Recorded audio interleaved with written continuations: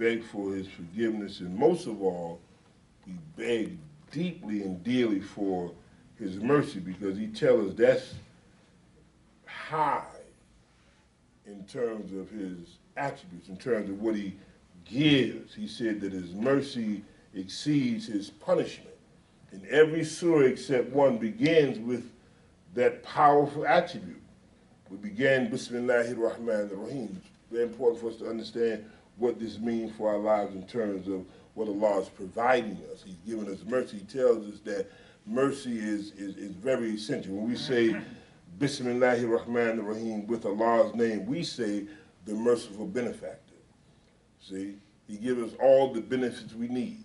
And I talk to you a lot of times about this ideal that's seen in the insurance world. I just want to give you the picture of what the benefits is. You know, in the insurance world, people write a policy, there's the benefactor. See, and the benefactor is the one who's giving to the beneficiary, the one who's receiving, and they receive without even doing anything. You understand what that means? Now we're getting all of Allah's benefits. He said he created everything for you. It's a powerful verse in the Quran that he says he has created everything for you. What other being can benefit from all of this better than the human being? So through his mercy, he gives us all the benefits we need. That's why we say he's the merciful benefactor. That through his mercy, he gives us benefits. See, we don't live in a world that's lacking in anything. I want you to understand this now. We live in a world that Allah has created with nothing but abundance. Everything you and I need is at our disposal. All we have to do is tap into what Allah already created. So we say, Bismillahir Rahmanir Rahim. We begin with that powerful statement. Those powerful words that he's the one who has given us everything we need, as he says, for the fulfillment of our lives. So he said that his mercy exceeds his punishment. Bismillahir Rahmanir Rahim. And last week we talked about Iman. We talked about faith and why it was so important in our lives. And faith, Iman, is such a powerful concept. It's not just something that you say, I accept faith. But faith has to work in your life, because faith means there's a level of trust. You remember we talked about Allah says in the Quran, he says that to him belong the most excellent names. The most beautiful names belong to Allah. And one of those names is Al-Mumin. And I said to myself before, I never really understood what that meant. Because I said I was the one that believed in Allah. I was a Muslim. I was one of those who believed in Allah, and I believed in his system. I believed in the way he laid out called Al-Islam. I believe in that. I trust in him. But he said that he is Al-Mumin. And I had to think about that. He said he's the believer. But I believe in him. What does the Creator believe in? He created everything. And I had to think about that. And I started thinking about my own creation. I started reflecting on my own ability. And I said, wow.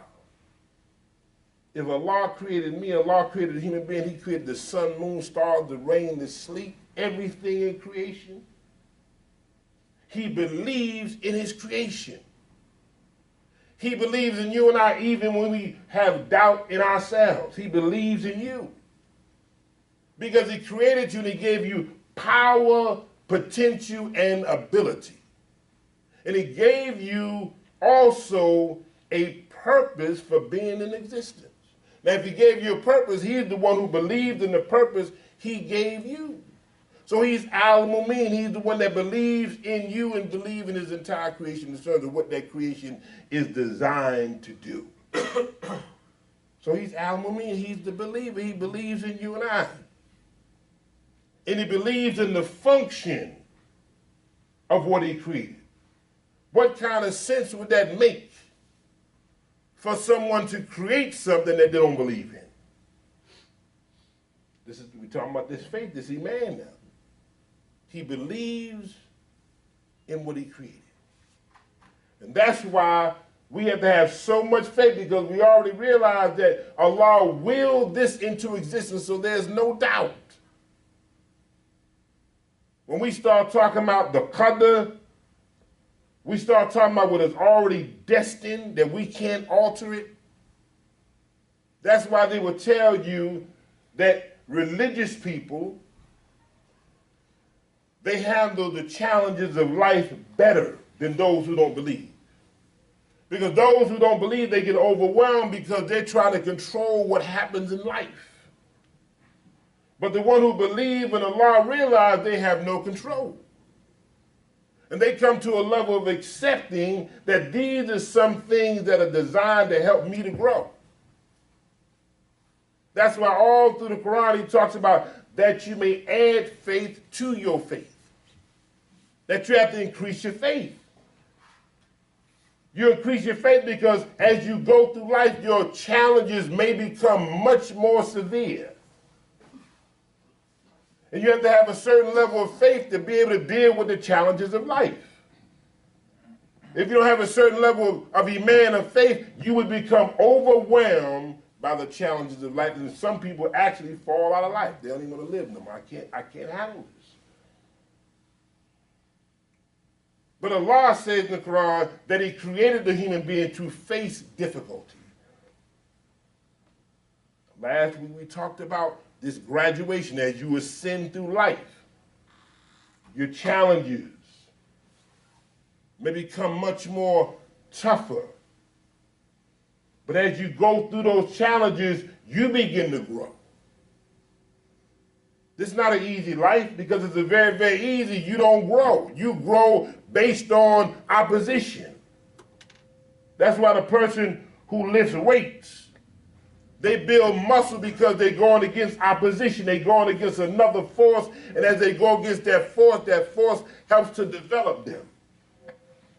So Allah gives us challenges to help us to mature, to help us to grow, to help us to evolve to another level in life. So this is why we say Allah is the merciful benefactor. He gives us all the benefits that we need that will help us to graduate, so we can be strong enough to deal with the challenges in life. I'm reading a verse here where Allah talks about clearly those who believe and suffer exile and strive with might and main in Allah's cause with their goods and their persons have the highest rank in the sight of Allah. They are the people who will achieve the highest salvation. You understand what Allah says about those who have faith and they're going to have these challenges? They're going to struggle. They're going to be suffering. They're going to be challenged. But he says they have the highest rank. See, he rewards those who understand the power of faith and they can keep pushing even when challenging times come before. They don't give up. They don't become overwhelmed. They trust in the process and they say, all power belongs to Allah. So he tells us clearly here, those who believe and suffer and strive with might and main in Allah's cause with their goods and their self, their own soul, they put their life in the process. This is a description of people who have released control. You know what I mean by release control? They release control, meaning that they understand they have no control anyway. So they say, I put it in the hands of Allah. So they go out there and they struggle and they sacrifice with their goods and their own possessions. These are the people Allah says they have the highest rank. So I clearly tell those who have faith and those who don't have faith, they're not on the same level. It's impossible. So Iman, we want to talk about Iman. We want to continue that line very briefly as we talk about faith, conviction. We want to look at Surah Al-Asr. You know, Surah Al-Asr clearly talks about time. As time progresses, Wal-Asr, as time moves on, and all you have to do is reflect on your life. And as time has moved on, life has become much more challenging. See, when I was a little boy, life was different. When I was a teenager, I'm sure you can say the same thing, paint the same picture. Life was a little different. And as time went on and man began to discover more, man began to realize all of these freedoms, and man began to become more influenced by the sickness of Shaitan, life has become overwhelmingly challenging. We talked last time also in the midst of the faith, we talked about strange times in America. And these are strange times in America. Mass murder, strange times in America. And they're just not strange times by themselves, but they're strange times because Shaitan has been very, very skillful in working to disconnect people from the remembrance of Allah.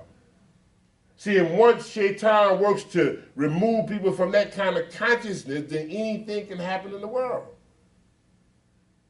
That's why Allah says, and remember him in the morning and at night. To remember Allah often, because that's where your power lies. See, your power lies in you remembering Allah. He says, wa dhikrullahu akbar. And the remembrance of Allah is the greatest force. Without that force, Shaitan is slowly working to get into your soul. And when he get into your soul, he get into your mind, he begins to control. Don't think that the believer is not susceptible to the schemes of Shaitan. We read all through the Quran from the very premise. When we read the Quran, Allah tells us to say, A'udhu billahi minash shaitanir rajim. And we're told to say that before we read this great revelation. Because this great revelation is so powerful that we don't want to be distracted from its power in terms of what it can do for our lives. So before we go into this book, so we're not influenced by all these external forces, A'udhu billahi minash shaitanir rajim. Because what we're about to read is so important, is so significant, we have to seek Allah's protection or we will be diverted from its great meaning for our lives. So the believer has to always be conscious that Shaitan is working on you. He's working on you in a very, very subtle way. We're never too old to think that we can't utter these powerful words of protection. A'udhu billahi minash shaitanir rajim. I seek refuge, protection from Allah, from the accursed enemy Shaitan. See, you got an enemy. Shaitan is the enemy of man. That's why the verse says, Wal-Asr, as time progresses, surely the human being is in a state of loss. He's confused. He has warped thinking.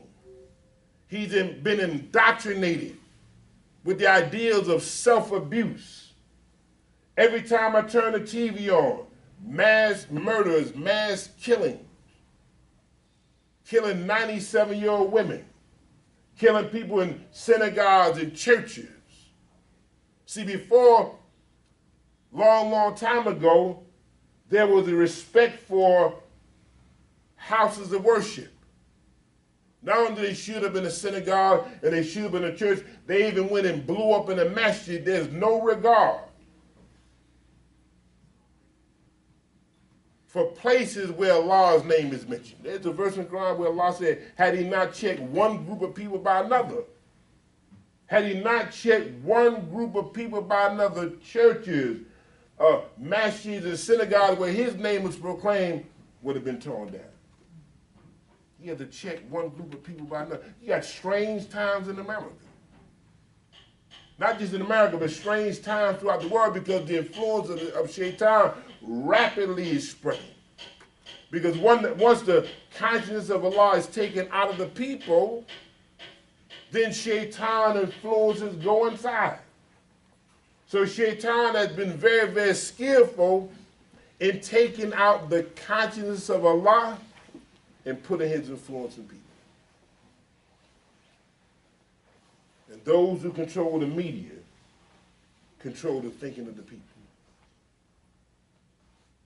From the cartoon, there's violence. From the video games, there's violence. From all your television shows and your movies, mass murders. And then people begin to live that out based on what they've been conditioned to do. So those who control the media have a heavy influence on what people will and will not do. It's all about control. That's why taqwa is so important, because Muhammad the Prophet, peace be upon him, he tells us that fasting, when we fast, taqwa is heightened, that fasting is a shield. It's a waqiyah. It's your protection. Without this awareness of Allah consciousness, we're vulnerable. That's why the verse says, as time progresses, what Allah says, as time progresses, surely the human being is in a state of loss. Confused, misdirected, lack of concern, raping women in broad daylight, strange behavior in America. Why? Because people begin to live out what they see. There's so much sickness in the world. Now, if I read the Quran where Allah said that the Quran itself is as shifa, it is a healing, and that says to me, there's a lot of sickness in the world. The Quran itself is a healing. And a healing is an indication that there is sickness in our environment. That's what Shaitan teaches. Shaitan teaches sickness. Shaitan teaches destruction. Shaitan teaches death. That's what Shaitan teaches. That's why Allah said, and follow not the footsteps. See, Shaitan is a leader for some people. He will lead you to a path of self-destruction, where you have no sensitivities for life. You have no concern for people. You'll be self-consumed. You lose concern for the indigent. You lose concern for the poverty-stricken people. You lose concern for the poor. You lose concern for the slaves who exist in 2018. You think slaves don't exist today? You think that Shaitan is still not in the business of producing slaves? I've talked to you before about the assembly line. They manufactured slaves just like they manufactured cars on an assembly line. They set the system up, but if you follow the system, here's the end result of going through that system. You got the assembly line, they set the assembly line up for a Cadillac. As all those parts go through that line, at the end you're going to have that Cadillac. There's also a system set up to make a slave. That's why Malcolm said you just didn't have a slave, but you had a slave-making system. That's why the Quran talks about the freeing of the slave.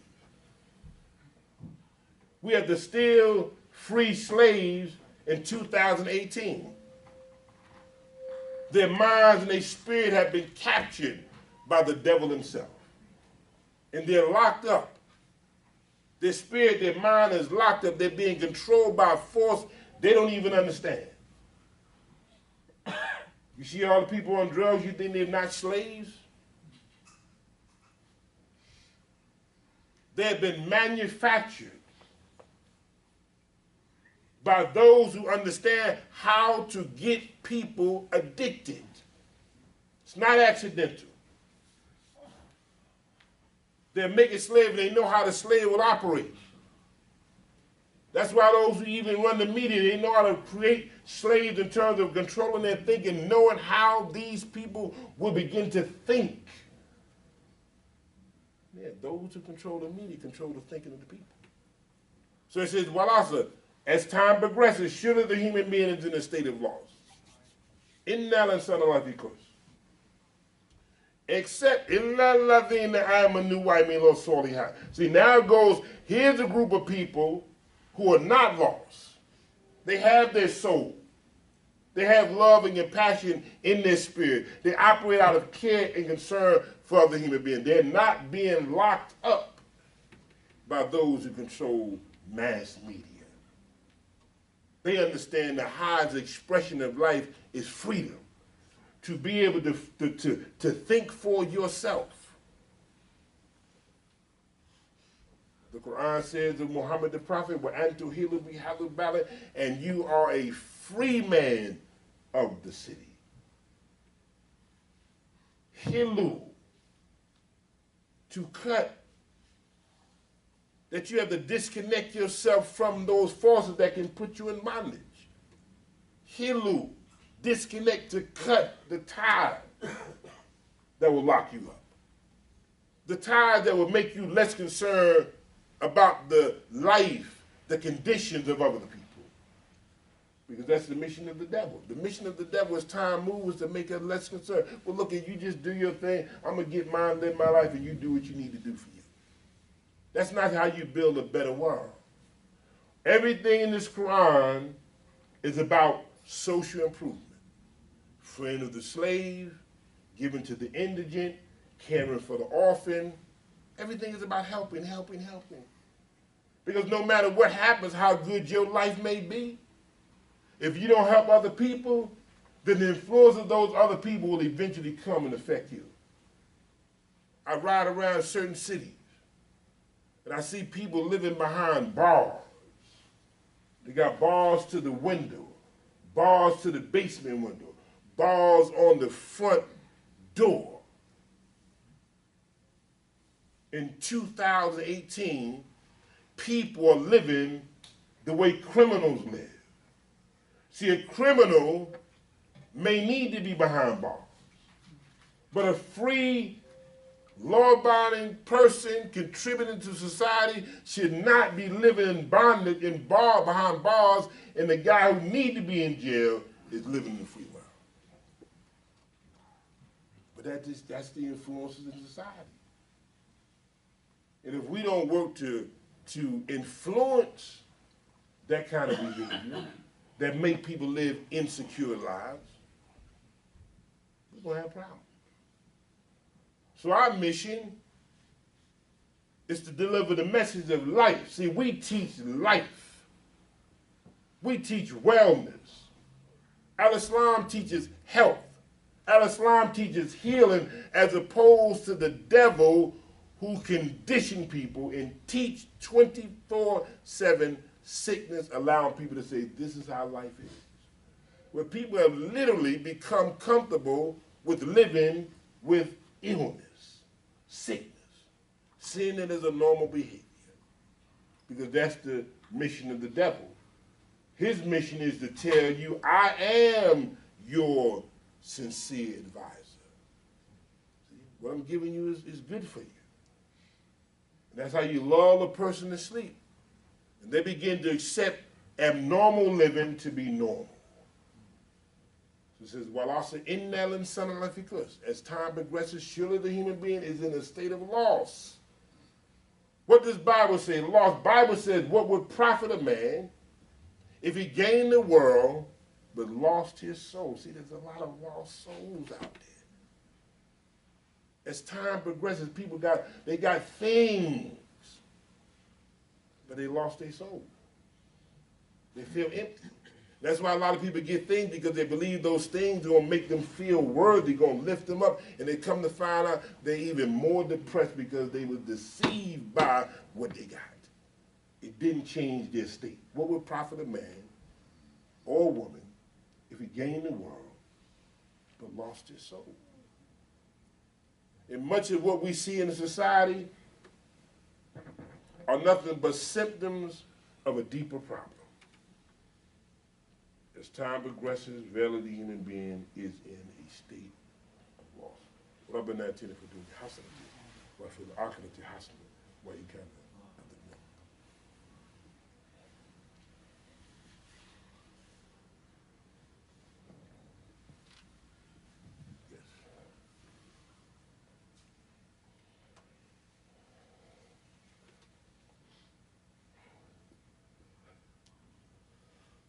Allah tells us in the Quran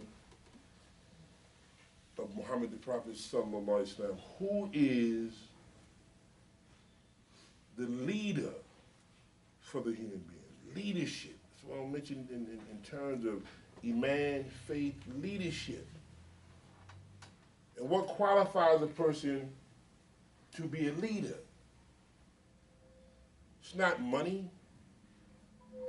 It's not status. One of the prerequisites of leadership is character. One of the key principles that qualify a person to lead is character. Because character has the potential to influence one way or the other. Character. Character is so important that according to the Quran, Allah says, Muhammad the Prophet, it says, that Muhammad the Prophet stands on the exalted standard of character. See, exalted means something that's high. And that gives you something to work towards becoming. That's why we talk about when you take on a name, you don't take on a name that sounds good. You take on the name for what the name means and what the name is going to do for you, what that name is going to allow you to become. You're striving to become what that name is about. So Allah says Muhammad the Prophet stand on the exalted standard. I mean, he's high. Here's a leader that's allowing you to stretch and move to a higher level. That leader is bringing you up just like the sun brings up the water from the ground. It's pulling you up. When you follow that leadership, it's bringing something out of you. So it says Muhammad the Prophet stand on the exalted standard of character because the character creates. See, from the word khuluqan, you have the word khalaqa, same root. The character, khalaqa, creates. That's why your parents will tell you, be conscious of who you be around, because their character is going to shape you into who you're going to become. So you be very careful about the people you associate and who you say you're going to take as your friend, because their character is going to create something in you. So the same root, the khuluqin and the khalaqa, the character and the creation, same root word, because the character of a person is going to create a certain condition among the people they socialize with. You see the leadership in America, the president of these United States of America does not have the character to bring out the best in anybody. His character has created insensitivity. His character has created the coldness, and it has brought out people who have the disrespect for other people. Character creates. That's why one of the prerequisites, one of the key principles of leadership that you measure people by has to be character. Not status, not power, not wealth, character. Because without character, we're going to have a bad situation. Character. Muhammad the Prophet, sallallahu alaihi wasallam, he said, sallallahu alaihi wasallam, he says, I come not except to perfect character. You see how important that is? Because with character comes decency. With character comes respect. With character comes love for other people. Care, sensitivity, respect. Character is powerful, so you work on your character. That's how you become a strong human being, when you begin to work on your character. I remember a time when I was told there was a word that was so powerful in terms of developing people. It was a simple word of shame. You know shame? When they told you, boy, you need to be ashamed of yourself. See, because where there's no shame, anything happens. That's why young people do the thing they do, there's no shame. I'm walking down the street the other day, little girl cursing like a sailor. Like no respect. I would never do that. When I was a youngster in front of an adult, I would excuse me, man, excuse me. She cussing like this, or she cussing like a sailor. No shame. That's what Muhammad the Prophet, peace be upon him, said that the principle of the prophet was of old was where there's no shame, do as you will. And that's why when people ain't got no shame, they do anything. That's why I tell you there's strange times in America. And the strange times in America is because of the strange behavior that America produces. That this president says that you can beat him up and I'll represent you in court. Or I like a man who give a person a good body slam. That's what the man says. This is a leader. See, that's why you can't lead God-conscious people. God-conscious people look at you like you're a joke. Because we already realize how powerful character is. And we want to be strong. We cannot follow weak character. Very, very important. Because the character is going to create something. And you look at the tension in America. And you look at when you got a leader sitting there talking foolishness and see a bunch of people back there clapping. That's a shame. When your leader should be displaying respect, sensitivities, and concern for the welfare of the American people. So I want to stress to you how important character is for us. Because the verse says, as time progresses, while us innal and son of because illalladina amanu wa aminu soliha.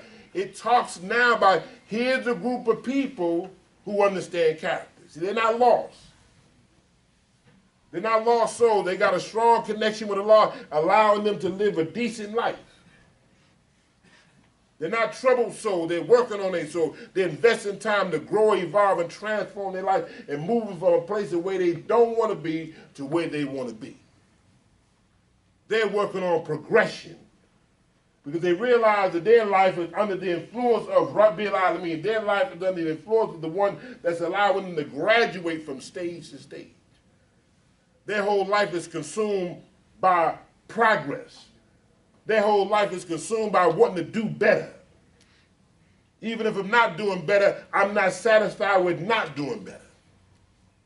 So it says, Illa ladina amanu. Here's a group of people who understand the power of the faith, and their faith moves them to work to improve their life.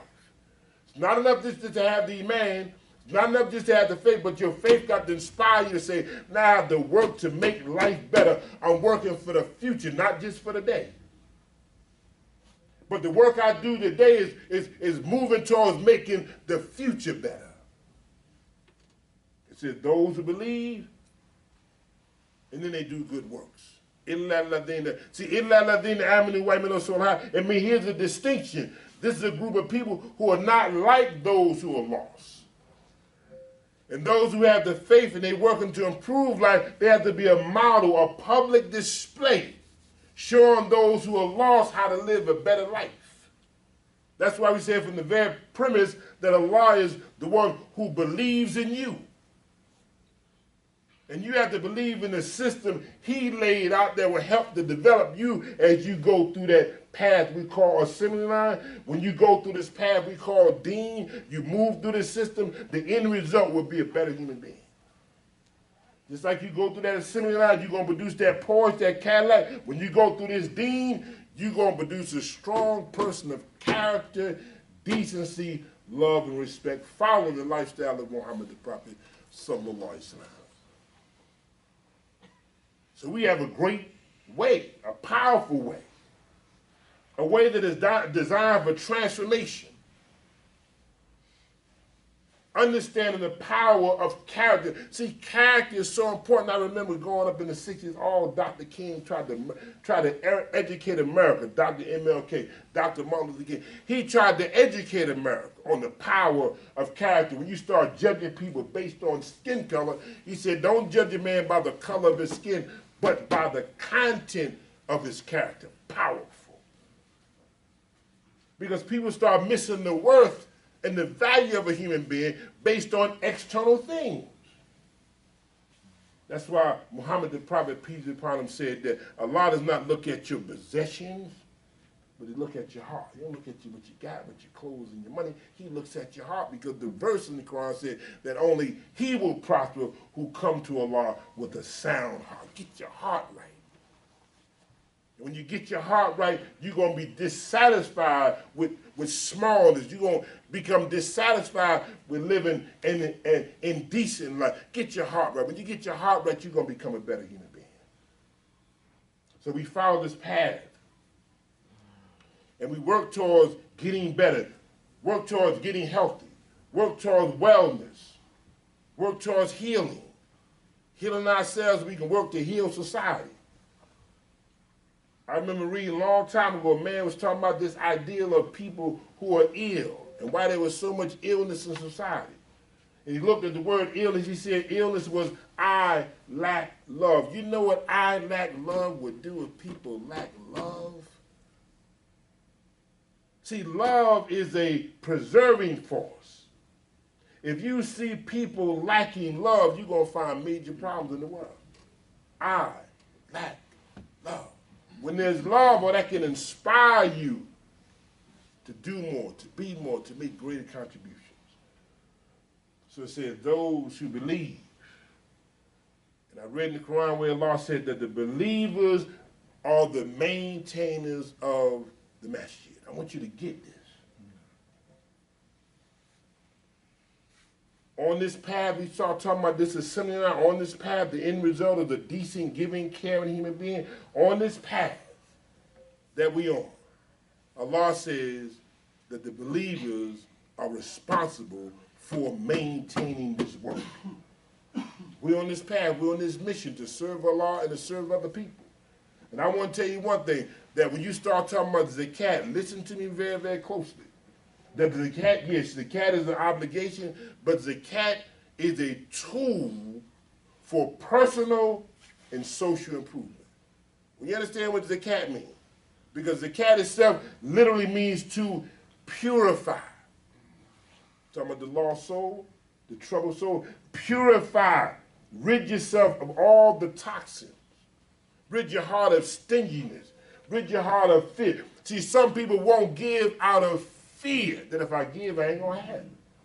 See, you're not believing in that process. Allah said, when you give, He will multiply your giving. He believes in you now. He believes in you. And He said we have to give and give and give. And when you trust in the process, know that He says He gives a picture of the corn, of the seed.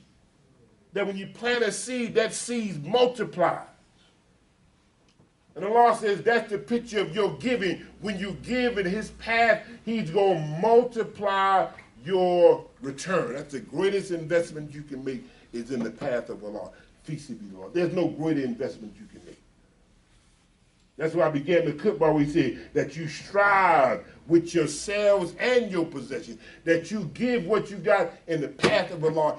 He's going to secure you, and He's going to multiply what you give. So Allah said that the believers are the maintainers of the masjid. Now I want to say to you, with this musalla being almost filled, I want to let you know so you can be aware. I talked to you about shame, that it should be a shame to us. We should be ashamed and embarrassed that sometime with days like this, when that money is tallied, you have $200. That you should say to yourself, that's a shame. Because we're talking about what the believer does. The believer trusts in the process now. And the believer trusts in the process. You know you can't even maintain a household with $200. You ain't going to pay your rent. Not even talk about your electrical bills. Not to talk about your heating and your gas bill.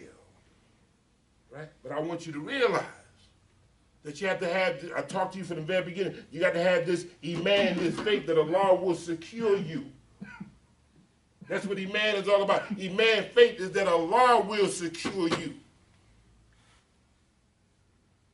We said this is one ummah. And the ummah is like a body. Look here. And sometimes the body is lacking. Let me tell you something. You can't do nothing if you're lacking in financial resources. This masjid couldn't serve no cause if it's starving.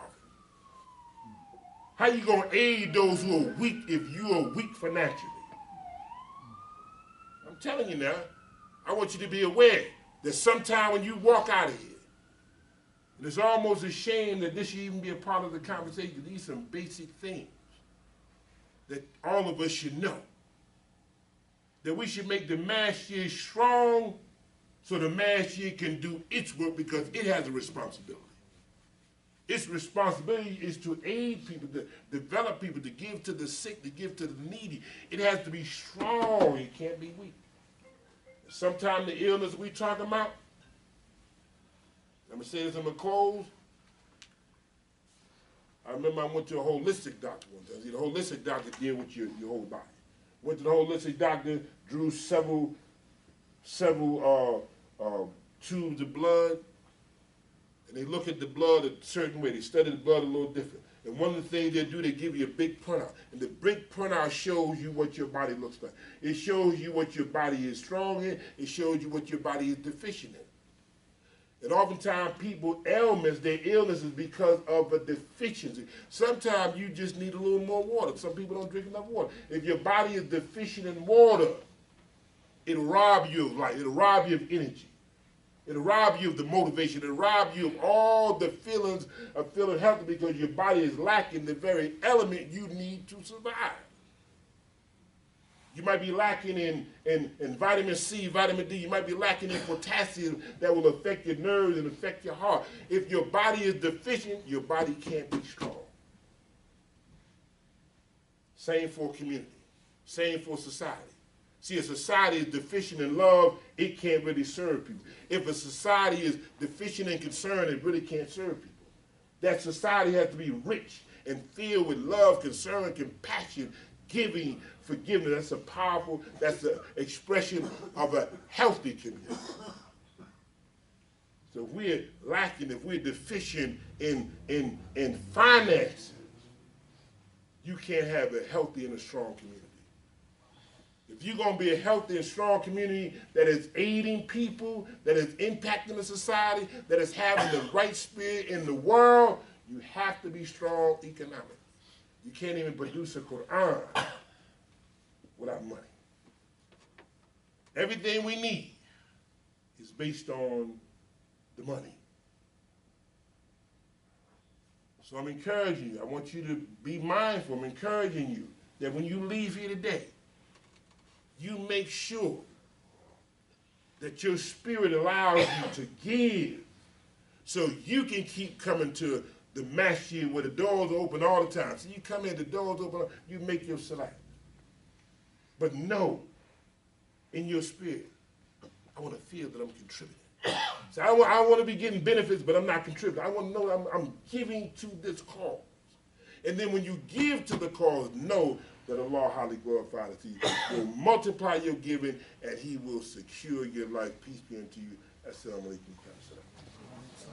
Allahu Akbar, Allahu Akbar, Allahu Akbar, Allahu Akbar. أشهد أن لا إله إلا الله أشهد أن لا إله إلا الله أشهد أن محمدا